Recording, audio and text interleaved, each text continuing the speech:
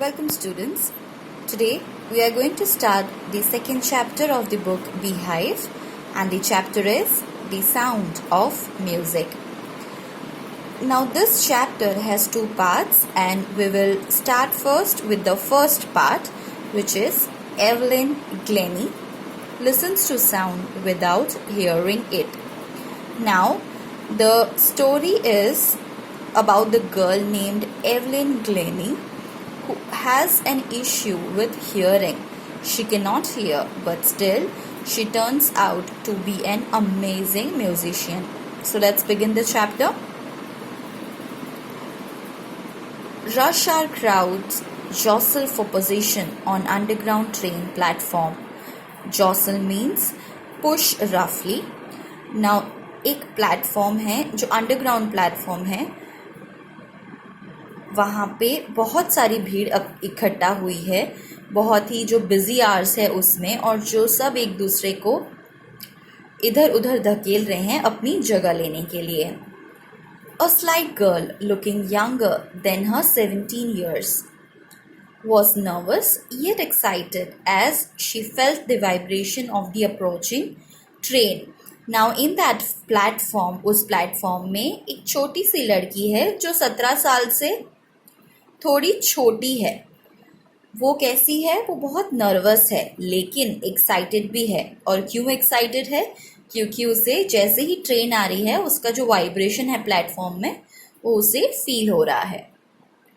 It was her first day at the prestigious royal academy of music in London and daunting enough for any teenager fresh from a Scottish farm. Now, why was she nervous? वो nervous क्यों थी? Because उसका उस दिन पहला दिन था royal academy of music में जो लंदन में है, एंड दैट वाज वो बहुत ही वेल नोन इंस्टीट्यूट था म्यूजिक सीखने के लिए. और नर्वस भी हो ही क्यों नहीं होगी?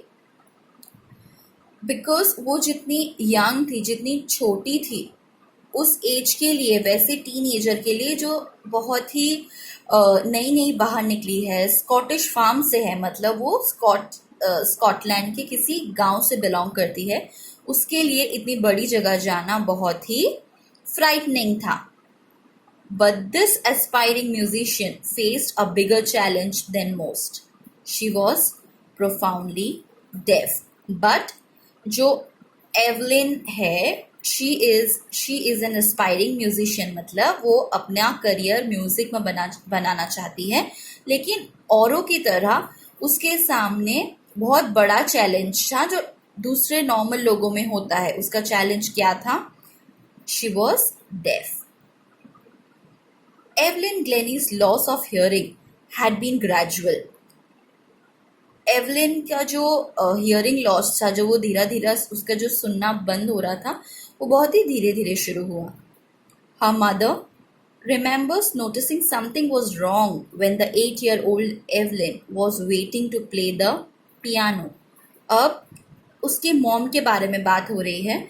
उसकी मॉम बोल रही है कि उन्हें याद है एक टाइम जब उन्हें लगा कि नहीं, कुछ तो गलत हो रहा है. कैसे? जब एवलिन 8 साल की थी और पियानो बजाने के लिए वेट कर रही थी, तब उनकी मॉम को लगा कि नहीं, कुछ तो गलत है. क्यों गलत है? They called her name and she didn't move.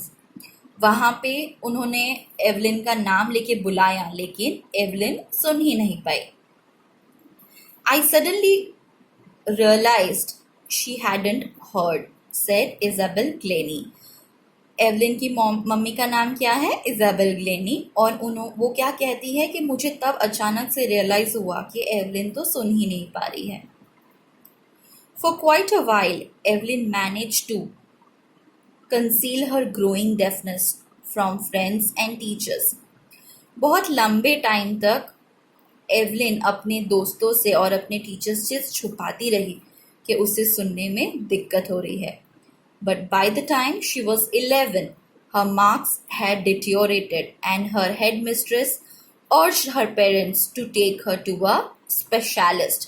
लेकिन जब तक वो 11 साल की हुई तब तक उसके जो एकेडमिक्स में जो मार्क्स थे वो बहुत ही कम होने लगे थे, जिसकी वजह से उसके स्कूल के जो हेड मिस्ट्रेस थे उन्होंने एवलिन के पेरेंट्स को बोला कि आप उसे किसी स्पेशलिस्ट के पास लेके जाइए।